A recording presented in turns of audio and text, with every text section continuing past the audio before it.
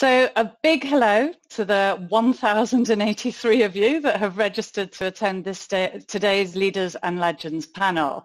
And frankly, why wouldn't you? What a lineup. Continent 8 came up with this fantastic concept last year, and whilst two of our panelists weren't able to return this year, I'm delighted to be welcoming three new participants in Matt King, Yaniv Sherman and Matt Kalish, as well as welcoming back Jordan, John and Shimon. I'm Micky Swindale. I'm a partner in KPMG's global gaming team, and frankly, it's a privilege for me to be moderating this distinguished group, who, whilst they need no introduction, I will be asking to just briefly introduce themselves at the start of their answer to the first question. Whilst I know that everyone, all of us and all of you listening will feel disappointed not to be together in person at ICE as we were last year, the great compensation is of course that so many more of you get to hear live what is discussed today. So without further ado, let's start by addressing the elephant in the room, i.e. the pandemic, and reflecting back on 2020. What specific challenges did you face during this time and how did you overcome them? And will this influence any of your 2021 plans? John Coleman, if I could come to you first and ask you to start off by introducing yourself. Thank you very much, Micky. Good afternoon, everybody. My name is John Coleman. I'm the CEO of Microgaming. And yeah, I guess reflecting, and apologies, I just have a cat floating around here, so she could jump up on me at any point in time. The joys of working from home. Challenges, I guess. Reflecting back, and when I was asked to join, I've been thinking about this. This time last year, I and the team were going through a lot of changes, and we were in them. If you reflect back, we're in the midst of closing our poker network. We had just announced, or about to announce, that we were closing our bingo network. My team, I was about to undertake a major internal restructure of the business and my leadership team, and then suddenly, obviously, post ICE, we were in lockdown, and genuinely you go, how do I do this? So it was a shock to the system, and at the time it felt like a major challenge, and indeed it was. But you know, how did we overcome those, or how did I overcome? I just relied on my team. I learned to communicate far better and more effectively than I had previously, I think. So it was working with the team, taking my complete leadership team. We had to introduce new members. Some members of the team left. We undertook a major team building exercise that spanned many, many weeks, and we had to do all this remotely. So at the time, it was a real challenge. As all my colleagues on this will know, when you close business units and you adapt things, people are leaving your business. You're talking about good people, people who've worked with you, have worked with, and they have worked for the business for many, many years. And then to try and go through this, dealing with people leaving the business and not being able to do that face-to-face, I personally found a real challenge. Not something I look forward to, not something I enjoyed at all, as you can imagine, but we had to do it and you had to get on with it. So we've learned to use technology, and it's been, for my mind, it's been a godsend. So what we have done ahead of how it's influenced 2021 is, by working diligently through the year and actually not stopping for breath, we achieved all of the following. We did close our poker, we did close our bingo, which was something that we had to do. We did restructure our business internally. By September, we put in place our 2021 strategy plan, and we're actively working through that right now. So I'd never been more organized, or my business had never been more organized than we were through 2020. So as I sit here now, I feel we're very well positioned in 2021 and have actually found this period of focus and lockdown to be beneficial. And Matt Kalish, how's it been for you? Equally busy, I imagine. Quite busy. Quickly, the company, we went public early in the year, right around when the pandemic was starting in March and early April. We went public via SPAC. At the time, nobody had even really heard of what a SPAC was. Now it's kind of a big thing. And then concurrently, we acquired a company called SB Tech so that we could really own our entire full stack around our sports betting offering. And so that's been a lot of the year has been spent getting used to being a public company, integrating SB Tech, and also adapting to all of the changes in sports content. A lot of the leagues ended up postponing their season. that kind of created a little bit of a vacuum in the content that we were offering. So we were going around globally trying to find interesting things, even if it was, table tennis or NASCAR races, anything that would engage our audience throughout that period of time. And Jordan, what about you? Yeah, I'd say it was a year of learning from a team perspective. I look back on it and just nobody had all the answers, and there's a lot of improvisation for our teams. How do you work, collaboratively? How do you build? We spend a lot of time on the iGaming side, especially building new content. How do you do something like that in a fully remote fashion? How do you bring on hundreds of new starters in a remote fashion? How do you open up new offices even in a virtual, remote fashion? So for me, it was an extremely enriching year, I would say, from just a learning perspective in terms of how the business evolved. And then on the just pure business side, for us it was, how do we form, solid partnerships with our customers in a world where we're used to going and traveling and seeing them in person, all across the globe. How do we do that, virtually? So a lot of new tools that we established from a communications perspective. Proud to say that we launched, I think, 25 new sportsbook and iGaming platforms for our customers around the globe in 2020. So, being able to do that amidst, new ways of working, changes of teams, et cetera, it was a chaotic, yet exciting and enriching year at the same time. And as we get into 2021, we just take those learnings forward. It's right now more of the same. And hopefully eventually we will return to normal. But I think we've learned a lot just about new ways of working and engaging with our customers as well. And Yaniv, a learning year for you too? Yeah. I mean, we were, this time last year, we were conducting a heated debate whether we should, 888's a global organization. We operate across 9 different sites, and we were having a heated debate whether we should formally allow our workers to work either 1 or 2 days a month from home. I think we settled that discussion by now, how many days you can work from home. Now we're sort of trying to transition back to an office environment, but by now we have dozens, if not hundreds, of employees that we onboarded. I mean, we doubled our workforce here in New Jersey that have never set foot in our offices. And 888 is a very tightly knit company. Try to keep it flat and lean and mean. So that DNA is very important. We're now sort of looking ahead through the year and trying to chart a course back to it, because that H4 DNA is something very, very important. And having people be part of it, onboarding people via Zoom is sustainable only for a certain period of time. So it's mostly about the people. And I think as digital organizations, we were fortunate enough to have just technology assist us with transitioning to a full work from home environment. Initiating a new work plan, keeping things in motion is easier than initiating new things. So 2021 is definitely a year where we need to transition back to a little bit of a hybrid model, and that's what we're currently focused on. And of course, working from home is slightly more challenging when you have to shovel snow outside, a little less challenging when you're in Shimon's lucky position. You can see the bright blue sky of Gibraltar behind him. So Shimon, what have been the challenges and the learnings for you?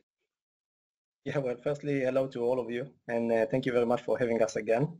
So big hello from Gibraltar, from the sunny Gibraltar today. 2020 was definitely a year of learning, probably a year of challenges and extreme. And we were a little bit more lucky in the sense that we had our BCPs, our business continuity plans, throughout all of Playtech, to all of our different sites. Obviously, it came through experience. In 2014, there was a crisis between Ukraine and Russia. We had a really large office in Ukraine, so we kind of learned there that you need those BCPs in place for whatever happened. We never imagined that we would be activating all of the BCPs simultaneously everywhere. And I don't think we also expected to stay at the work from home position for a longer time. And I think that everyone probably were concerned at the beginning, would productivity really stay high over a longer period of time? And I think that one of the things that actually surprised all of us is that when you deduct the amount of time that people commute and the effort and they put into it and the stress they put into it, you actually get even a higher productivity. And then we obviously came into a different place where staying home over a long period of time can actually kind of burn the employees to the place that you need to balance it. And I think this is where probably most of us are now in challenge. What we did see in a business, we saw a year of extremes. So people used to call each other a lot, take advice, and everyone who called me said, you know, what's going on? I said, everything's going on. Because you see online going up, you saw live kind of leaping forward, poker exploding, and on the other hand, retail completely closed, shut down to practically zero. Sports in the first lockdown went down because there were no sports event. We then saw esports, we saw virtual exploding, we saw people betting on third leagues in countries that I'm not even sure where they are on the globe, and I love my geography. And then in the second lockdown, it actually went the other way around because there were sports events. You really saw the resilience in online gaming because the shops got shut down again, but on the other hand, the online sports went up on the back of it. So I think it was a very, very interesting year in terms of how we implement it. And finally, I think that some of the trends that were there in the market before kind of mixed together with misconceptions. Say, I was a believer in actually working from the office, so I fully agree with Yaniv with the whole debate of what he was talking. Can you start working from home? The WFA worked, and it's a trend. It's a worldwide trend.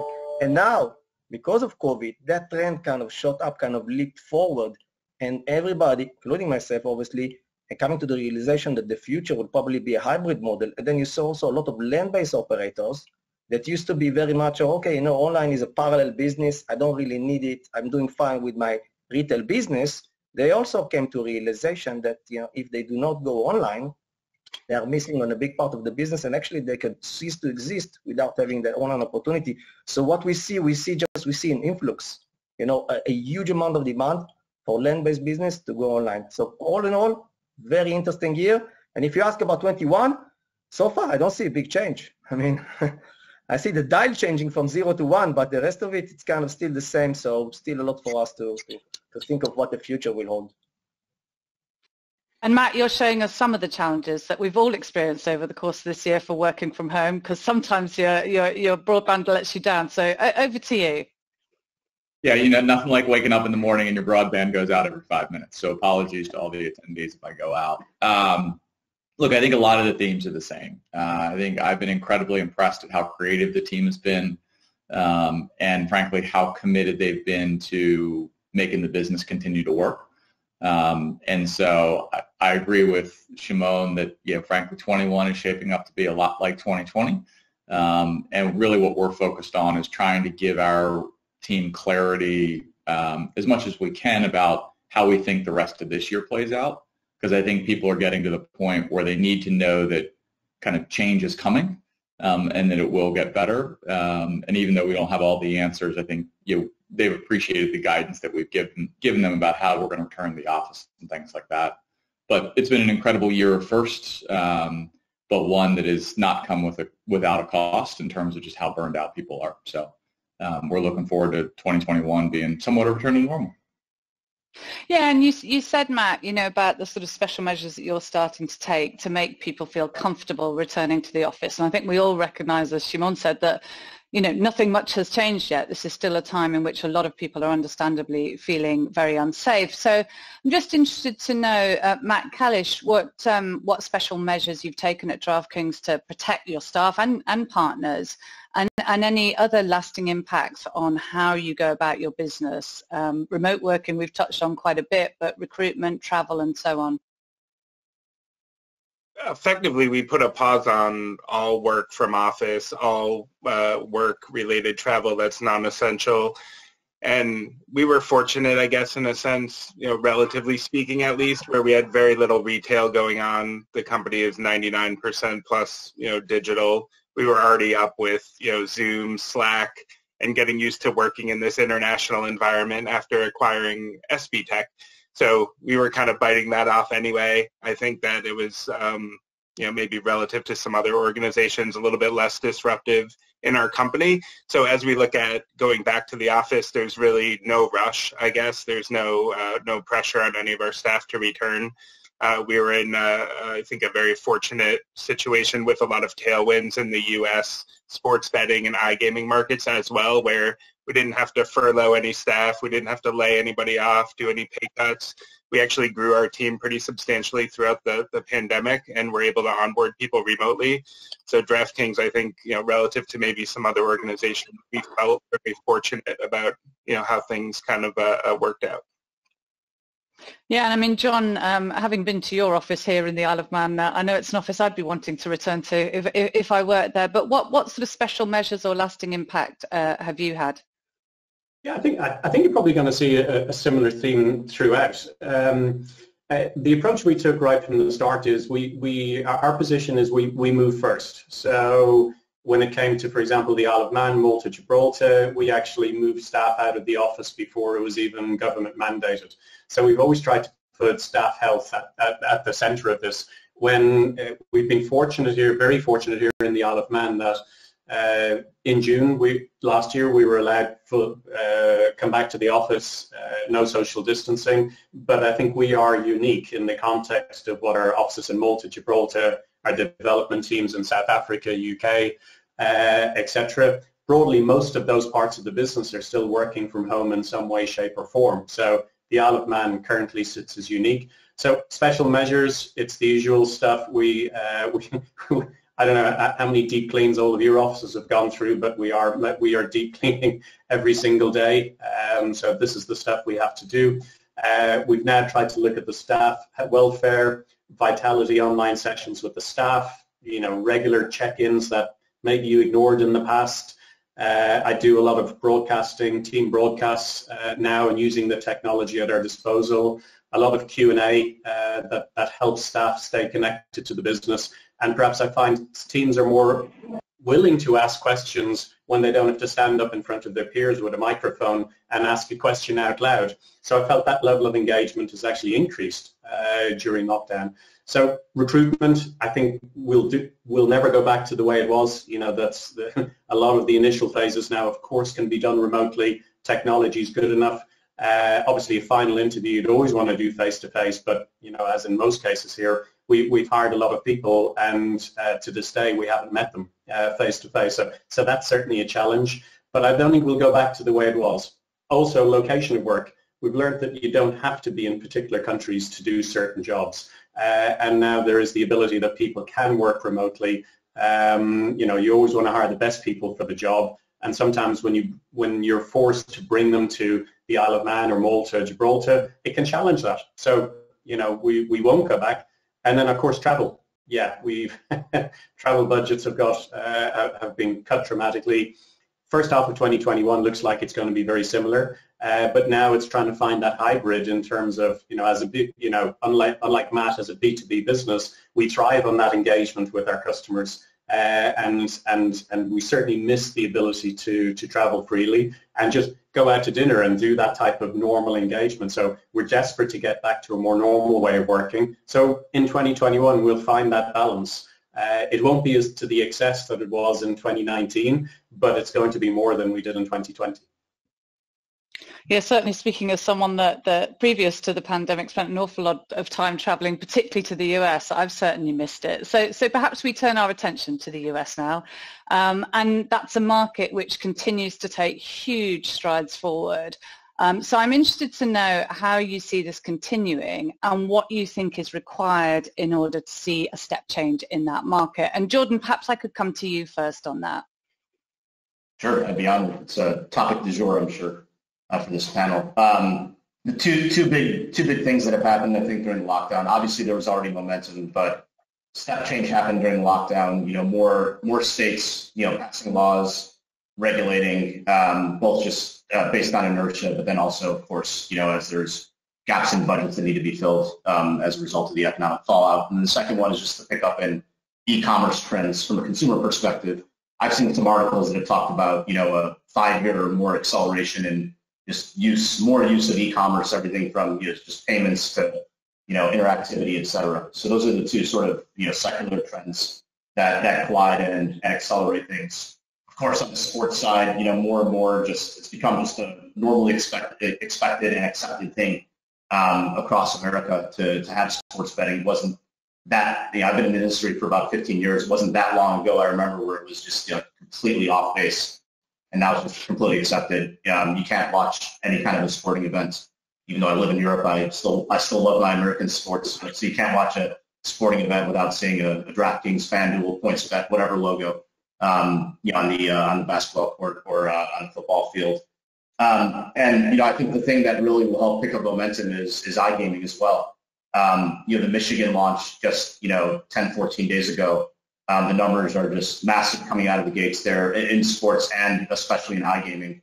And I think now that you have 3 large states in the U.S. plus a couple of smaller states that have legalized it, I think people will start to take note, and the same thing will happen. It'll become more and more accepted. And then, with some action happening around the Wire Act and how that's possibly being, reinterpreted, that might provide an either further accelerants to push it across the U.S. So that's, in a summary, that's the way that I sort of see things, and Scientific Games sees things. Yeah. And Matt King, are you much on the same page?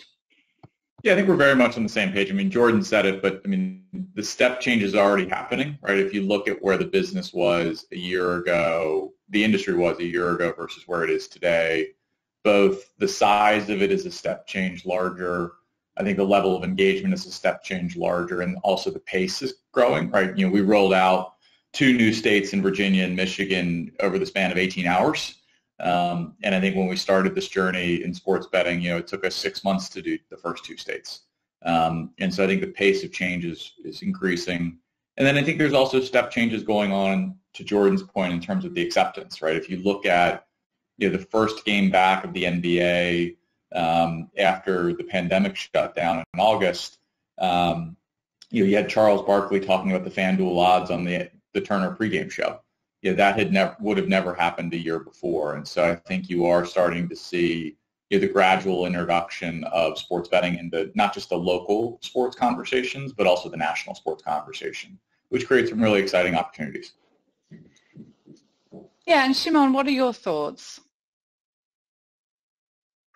2020 was a really fantastic year for us in terms of the US, because obviously we launched in New Jersey for the first time.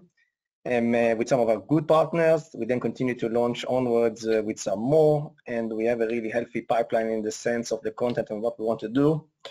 We see the US as the biggest opportunity standing for online everywhere in the world. It's the biggest and best in the sense, and I'm curious to hear some of the numbers that maybe some of my colleagues here are thinking, but the numbers we're seeing and believing are in the tens of billions already in the next 5 years or so. We see that the customers, our understanding are that the players, the end customers in the US are much more adaptive and will go online much faster than other jurisdictions and regulations that is being regulated throughout, let's say, Europe, just by the mere fact that the players in the US are much more accustomed, say, to e-commerce in that sense. So we see that things will really explode there really fast. I'm happy to say that we have a big, hefty budget allocated to the US. We will be coming with all of our products, all of our portfolio to the US. We will be installing the IMS in the platform in each of the states, and hopefully we will be working with Continent 8 on doing that. We will come and we will make sure that we install our live facility in each and every one with the states. We think live is a material part as a product in the US, in online, not all going forward. And we will obviously look at it as the land of opportunity. And I'm looking very much forward to 21 to really being a very successful, hopefully with a lot of good PRs to us and a lot of good work and launches in the US. And I'm also looking forward to working with each and every one of you in the US. I think working together is something that can work for all of us in that sense. Yes, and you're right, Shimon. Like you, Continent 8 have had a particularly active year in terms of expanding and rolling out in the US. So I think that's a real indication of the things to come. Yaniv, of course, your role focuses specifically on the US. So this will be a topic close to your heart. Yeah, it's been close to my heart since we launched in the US. We have the benefit of some perspective. We launched back in 2013, the first 3 states. And I've seen the market sort of tread along, people talking about how accepted sports betting is. I keep telling that back in the days when we were negotiating contracts, lawyers were specifically very aggressive about removing any mention of sports betting to any contract whatsoever. Up until 2018, it was actually, those contracts would not get approved by regulators. when you sign them and try to pass them through. So we've come a long way. I think what we're now seeing is just a super accelerated trend. Generally speaking, we typically talk from our neck of the woods, but it's very seldom that you see a market just being manifested or born this way. And there's sort of a cyclic ritual every month about the 14th or 15th of the month when results coming in from New Jersey, from Pennsylvania, now from Illinois. There's a host of states that are now publishing their results, and right after that, most of the investment bankers sort of upgrade there. Right now, it looks like a bidding process on who gets the biggest TAM in 2025. So, but it doesn't really matter whether the numbers right now are 10, 12, 20, or $30 billion. Everybody now understands this is the single biggest opportunity over the next few years. It's moving, as Matt can allude to, very fast.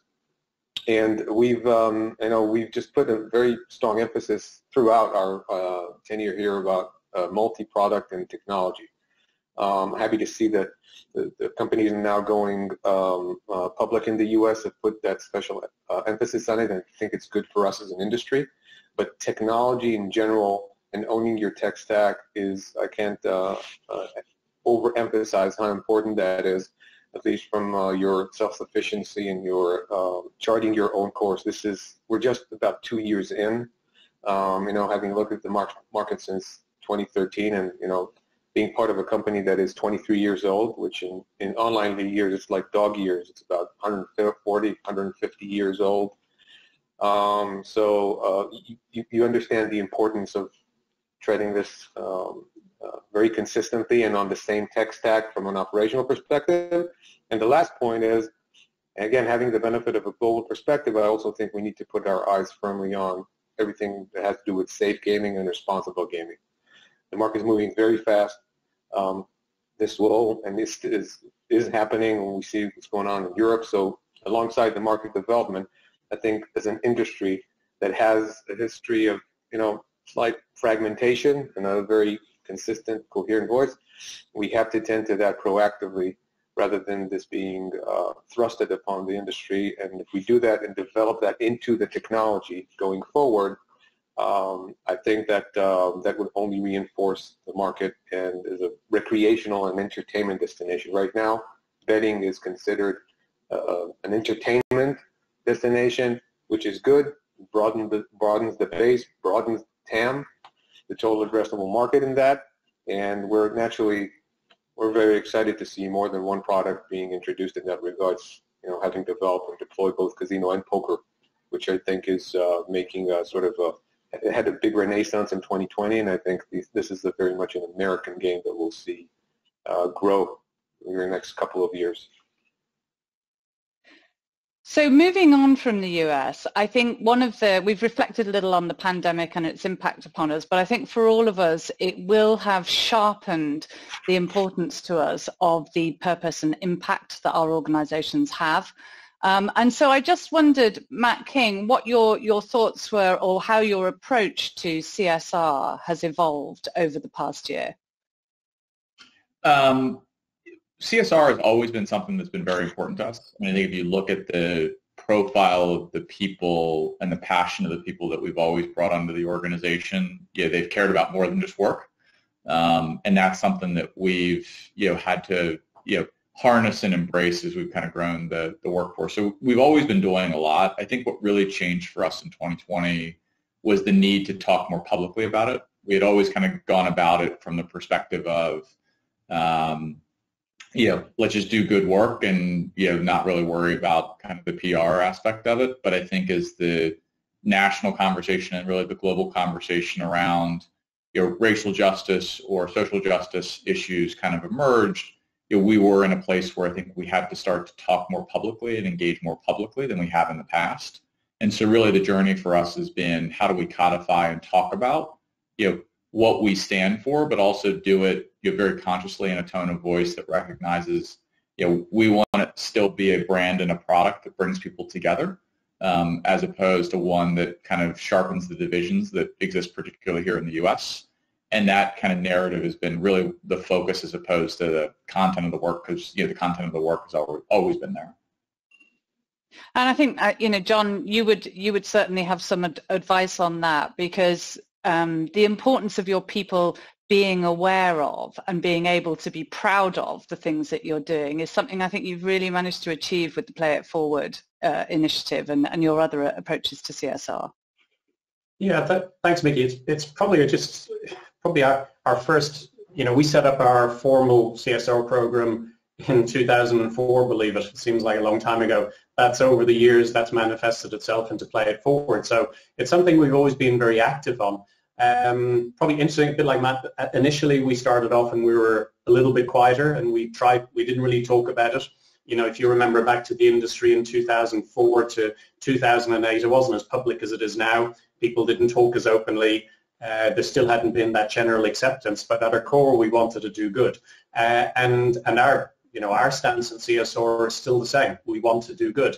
We focus now around people, place and planet, predominantly in and around the areas where we have people on the ground, so Isle of Man, Malta, Gibraltar. But the change this year has obviously been, with the need to move towards the people aspect.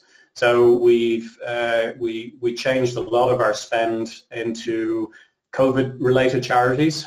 All of them related, for example, the Isle of Man, Manx Solidarity Fund that was set up in the wake or in the midst of the pandemic, looking at Gibraltar Health Authority to help them with some health needs there, looking at Inspire Malta as well. So we've tried to do all of that, but actually the one change that we found, and this is still shocking, in all of those jurisdictions, they are wealthy jurisdictions, the need for food banks. And that was a significant shift. We generally never had to support food banks in those areas previously. We did in 2020 and we did in 2021. So what we've always tried to do, what we did as well, is when we closed the offices, for example, here in the Isle of Man, we still had, and in the island, it's a small island. These are suppliers become dependent on working for us and working for our colleagues in PokerStars.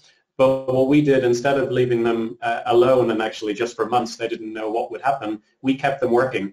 But what we did is we got them to produce food and actually donate that food. So we just felt it was a win-win. We got to keep the small business working, keeping those jobs employed without the need to be furloughed, and at the same time we managed to get food to the needy in the Isle of Man and Malta and Gibraltar, where we could do the same. So that's our approach to CSR has never changed. However, this year it's been, in 2020 and this year, specific focus actually around food and making sure people are looked after. So we thought a little bit about heard a little bit about how people have been innovative when it comes to CSR. Thinking about our wider approach to the market, to what extent is innovation a priority as we go into 2021? And how are you incubating that innovation? And what are your plans and predictions for the technology roadmap? Yaniv, you touched on this a little when we were talking about the US, so perhaps I could come to you first. Well, innovation is always a cornerstone, but I think the U.S., and I think that some of my colleagues touched on this, the U.S. is a special market in the sense that while it's one of the youngest regulated sports market and regulated market, online market regulation is very different than their previous reincarnation. It is also the most highly developed e-commerce market in the world. So consumers here are very used to seamless, frictionless customer or product experiences, but regulated or online sports betting is generally new. I think it sort of puts an emphasis on the necessity of innovation, but also is a tremendous opportunity to introduce something new.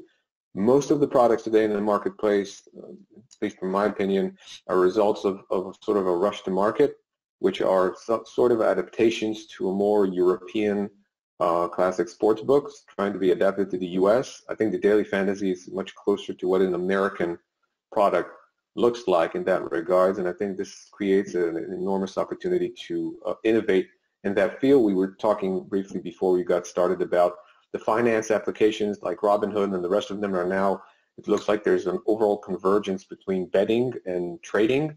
I think if you want to look at how custom-built or products that are tailor-made to mostly the U.S. consumer, we should take a page off of that and have a look and adopt the good things about them, about the customer experience and the language they speak, although there are also some challenges around that. But regulation on one hand. We're a highly regulated space, so we come from a sort of regulated pedigree. But the customer experience, on the other hand, today, opening an account and playing on some of our products is rather cumbersome because of some of these constraints. And I think we need to develop a more frictionless experience in today's world. Matt Kalish, your view?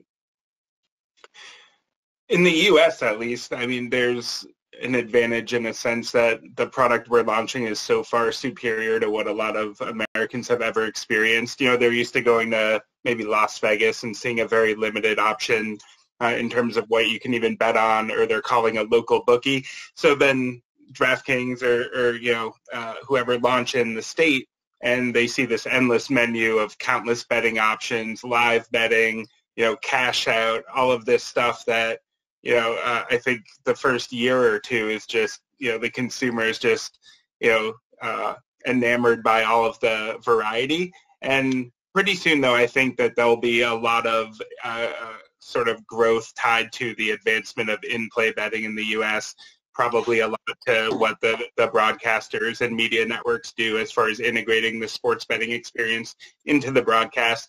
We've started seeing more of that going on with partners like Turner, ESPN, et cetera. And I think there'll be more and more of that, which will just help expose the product and give people that kind of experience that they're looking for when watching live sports. And that in conjunction with advances in in-play experiences in the sportsbook itself, I think will drive that next wave of growth.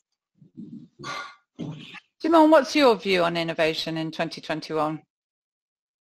So I'd like to maybe last time we talked about it from the product perspective. Maybe this time we'll talk about it a little bit more from the technology perspective. And Playtech being first and foremost a technology company within the gaming industry, and probably we can talk about live as a product being super innovative maybe a little bit later on.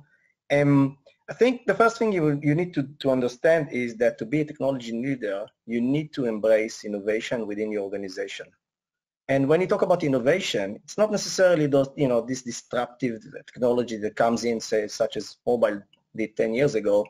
It's those gradual improvements that everybody can do gradually over time. And what you need to do probably is within your organization, allow the tech teams and allow the product teams to have, you know, to have some 10%, 15%, you know, each organization can decide their own, that space, that of resources where they can experiment and do things that will lead you to the next level. And the things they will come up with will just, you know, sometimes it will fail because innovation by essence, by definition, it has, you know, inherent risk, but a lot of the times they will come up with just amazing things. It will not only improve materially their motivation to work and how they do things, but it will actually come with some amazing things. And this is how we come about it in Playtech. In addition, what we do have in Playtech is also we have an innovation lab with its sole purpose, not a huge one, but really one that's really effective with its sole purpose of coming with new innovation. Some of the products that we are more proud that came from the innovation lab is what we call the marketplace, which is actually the Playtech open platform. It's the Playtech opening it up and being able to cater some of the IMS and the platform feature to third-party slots to external studios, not only to the Playtech content, which I think was a giant leap forward for us that came from that innovation lab. So all in all, I think that if you look at it, what you need to do, you need to make sure, and all of us are in one way, shape, or form a technology organization, you need to make sure that the people, your managers have the time and the resources to kind of experiment by themselves. It will give them the additional motivation and they will come with fantastic ideas going forward.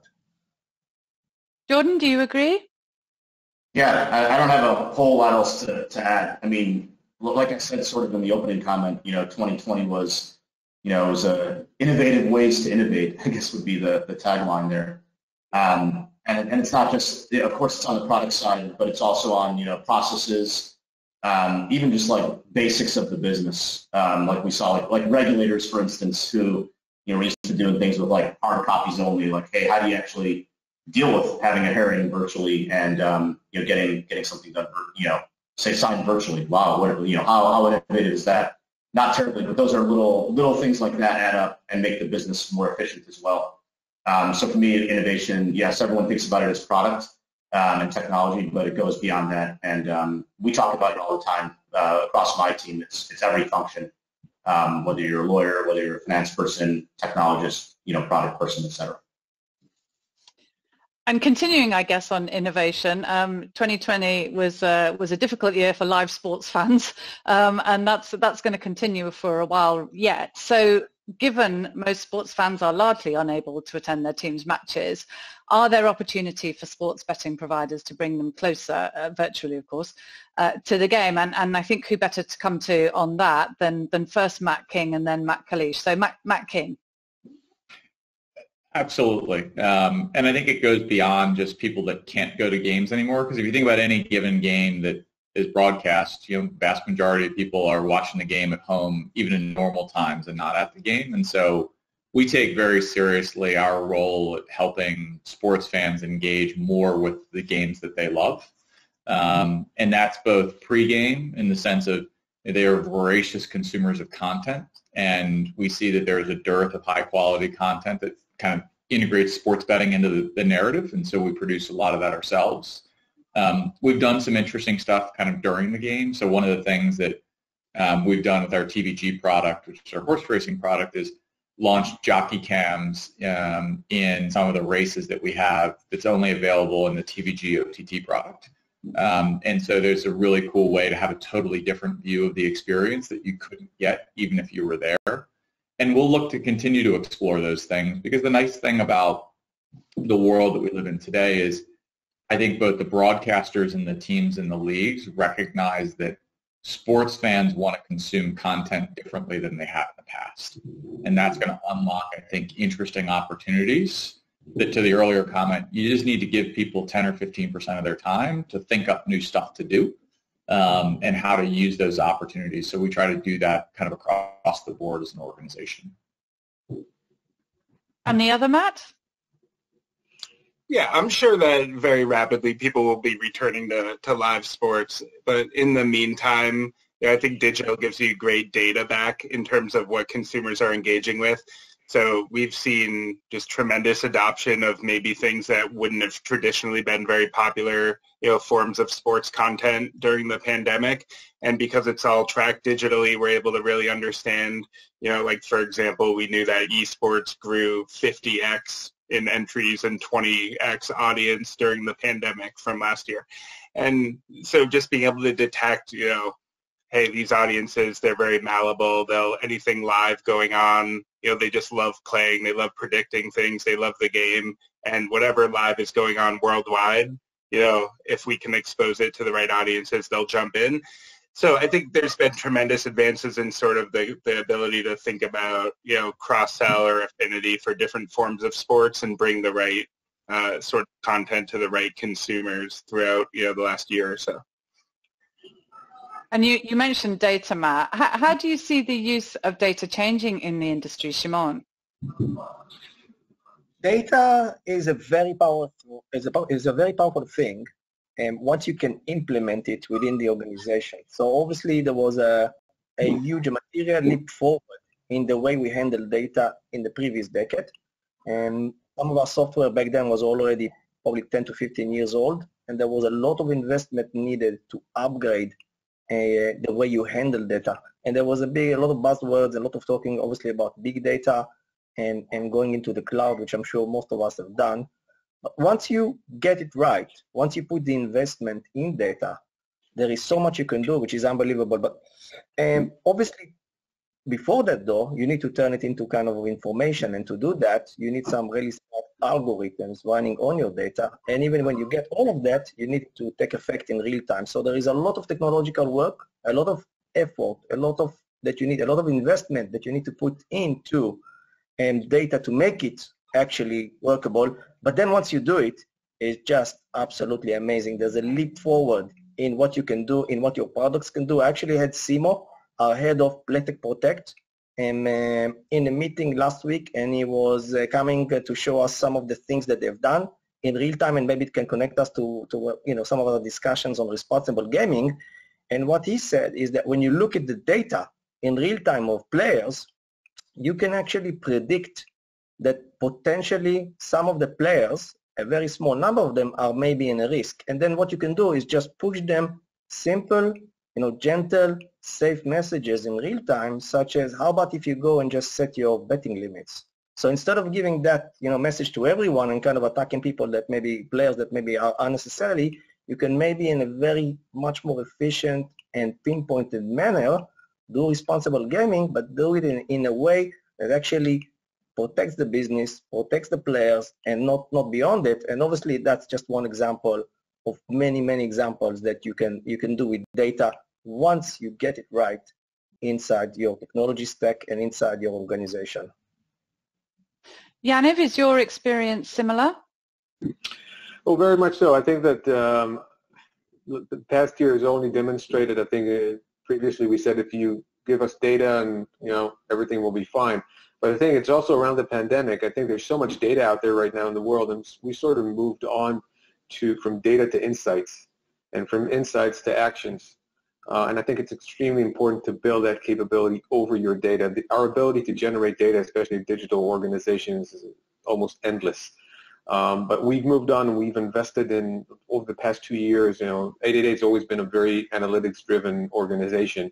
But over the past 2 years, we've progressed well and developed and deployed a lot of the artificial intelligence technology that is now sort of the bedrock of the business, taking that data, collecting it, but then processing it and automating it in a way that creates actionable items, especially across territories and across our products. And that doesn't always, or that doesn't only apply to the product. So having be able to serve customers with poker, casino, sport, bingo, other products, it is also tied into the safe gaming areas of the business now. And we've created that infrastructure that allows us to plug in both proprietary algorithms and third-party algorithms, and that's an engine below everything that we do today. So to Shimon's point, is bringing the player a customized experience. Could be the right product at the right time, but it can also be the right action at the right time, whether setting betting limits, cool-off periods, just customizing that message to him. That creates a lot of trust between you and the player. He knows that you're here to entertain him, but also take care of him in those circumstances, that he can reach out. And that's been a powerful, we've seen that trend and that effect across the business, not just from we were trending very well in 2020, but the idea into 21 and looking 3-4 years down the line, I think if there's a single sort of growth opportunity for us as an organization, it's around that technology that is sort of embedded into everything we do today.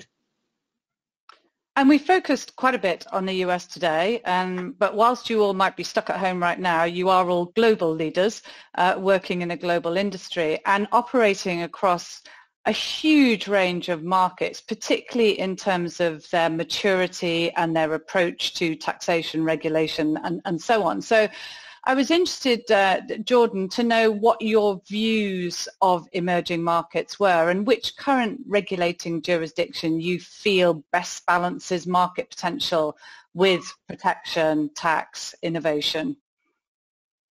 Yeah, I mean, there's obviously a lot of in the mass press, the U.S. dominates in terms of new markets, but we see a ton of activity, really in every region. Canada, some things changing. Europe. There's changes in regs. There's also opening of new market opportunities, APAC, and especially Latin. So we see a lot of movement really everywhere across the globe. And and for us at iGaming, obviously we're focused on the U.S. market, but we are a global supplier in nature. And a lot of what we do is work with our land-based gaming arms and our lottery arms who are present in all markets around the globe. So we often are on sort of the leading edge of some of the new emerging market opportunities that might be coming by virtue of those relationships as well. I think one of the most important things when new markets are opening up from a regulatory and taxation perspective, it's first off to find that sweet spot on tax, high enough to generate meaningful income for the host jurisdiction, but low enough to make it economically viable for operators and suppliers. And then from a regulatory perspective, you want to have the right balance in place from the get-go. Otherwise, it might be a short-term opportunity to have no protections, but then when you get into the medium term, and we've seen this in several markets, especially in Europe right now, where there's a significant amount of blowback. So, being proactive, working with, whether it's legislators, lobbyists, politicians, regulators, in new countries that might not be experienced in digital and sports betting and iGaming to ensure that it's being set up in a responsible way, not just for the short term, but for the long term. And Shimon, your view, and you can't say Gibraltar's the best just because you're sitting there today. I don't take sides in that sense, don't worry. Firstly, I think that regulated as a trend is obviously a challenging one to the industry and to everyone in that sense, because obviously there is a lot of work that you need to do. But all in all, regulated as a trend is a blessed one in the sense that once you put yourself, the strategy and the policy to go to regulated markets, every time a market regulates, it's a reset button for you to go and work there. And what we see is actually that once a market is regulated, we actually see there more work and more business for Playtech as a whole. And we think that therefore the direction is obviously a one that is a very positive one going forward.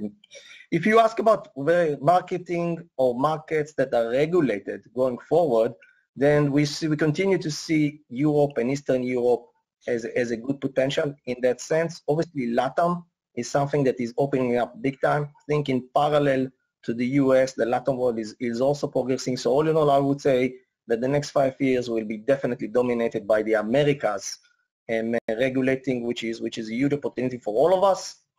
The regulator, when it comes to regulate, has a very difficult task, and I wholly agree with Jordan here, because they need to find the right balance between responsible gaming, taxation, and letting the business thrive. And that balance is a spot that is not really always easy to find, and that takes a lot of thinking and a lot of experience, which sometimes obviously they don't, especially when they are newly regulated. And I wouldn't choose, with your permission, any regulator that maybe does a better job, but I would call from here to the regulators, course-wide, if they could work closer together, if they could work maybe on kind of synchronizing the regulation, and that the different rules, in Europe, US, or in the Latin world, if they can work closer together, it will be much more efficient, and it will probably be much more successful in the way it's implemented. So if there's one thing I would hope to see going forward, is regulators kind of getting together and implementing that regulation that can maybe fall under more than just one jurisdiction, but actually cover a few jurisdictions. That would be much more powerful in the sense of how it works, and it would be much more efficient in the sense that the market can attend to it. I think that's a really important point, Shimon, in terms of getting the best outcomes for the players. That's exactly right. Moving on from that, or following on from that, what do you consider, John, to be the biggest security and compliance risks for the industry?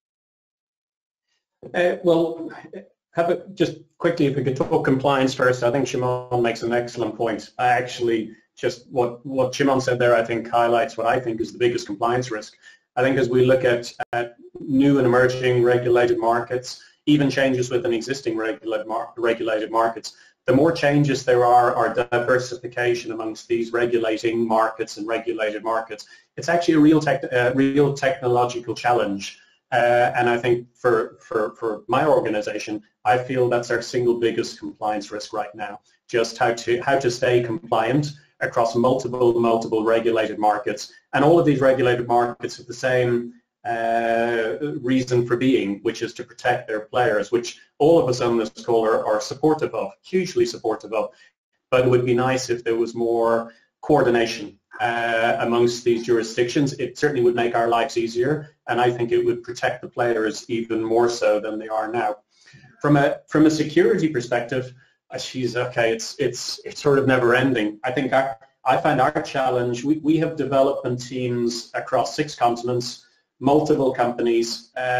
We have hosting sites in multiple jurisdictions, multiple countries, and the security landscape and the risks grow even greater every day. So usual stuff, traditionally DDoS attacks, we've all faced those. Thankfully, we have a great partner with Consonant 8 who help us mitigate those every single day. But now we have to be aware of ransomware attacks, and I think been exacerbated in 2020 with remote working. Obviously, a lot of organizations have rapid adoption of cloud technology, and I suspect that adoption of cloud technology has come before the security teams have caught up. So there's risk certainly there, and even things like layer 7 bot attacks, amongst others. So the best way to describe it, bolster your security team. So I sit down with them a lot, and the way they explain it, I'm a simple accountant. They say we can no longer rely on just high walls to protect your house. Now we need to implement bright light security guards, bars on the window, motion sensors, security patrols, alarms, and the Doberman pinchers, or that's pretty much what I like to call our security team. They are the Doberman pinchers. And also what one of the things that we are doing, adopt best practice for your security risks. One of the certifications we achieved during lockdown was 27001. So we had to do that certification remotely, and we were successful. So just applying people the right technologies and work to best standards and best practice. That's what we're doing at security. And you mentioned Continent 8 there, John, and I'm very much aware that we are up against the hour. So whilst we haven't quite got through everything that we wanted to discuss today, we've got very close.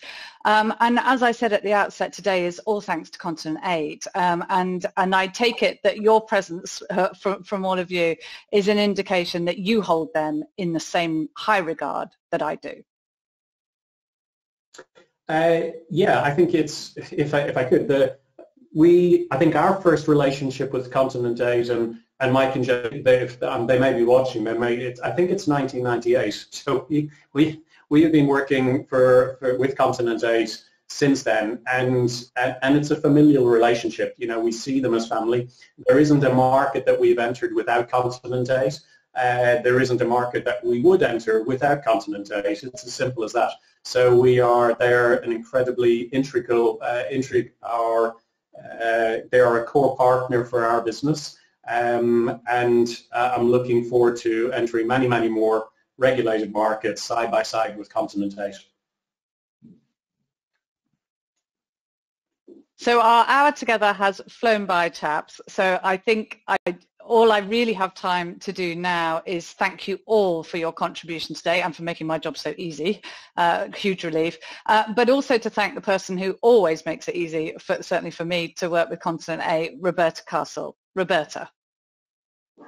Hi guys, hi everyone, good afternoon. Roberta Castle, Chief Revenue Officer for Continent 8. Firstly, a special thanks to Micky, whose reputation in the industry is unparalleled, and I'm sure you'll all agree, a legendary host for this legendary panel. Thank you so much, Micky. Appreciate it. And many thanks to the panel for the lively and fascinating discussion. You guys are truly revolutionising and helping us evolve this industry so much. Thank you. We hope today's emphasised that Continent 8 is all about collaboration. And again, I'd like to thank the panel for some of their generous comments about us there as well. We appreciate it. For your investment in our partnerships, and for all of our valued customers, we appreciate you. Thank you. Despite the global challenges and uncertainty, all at Continent 8 are extremely positive about what we know will be a transformational year for us all.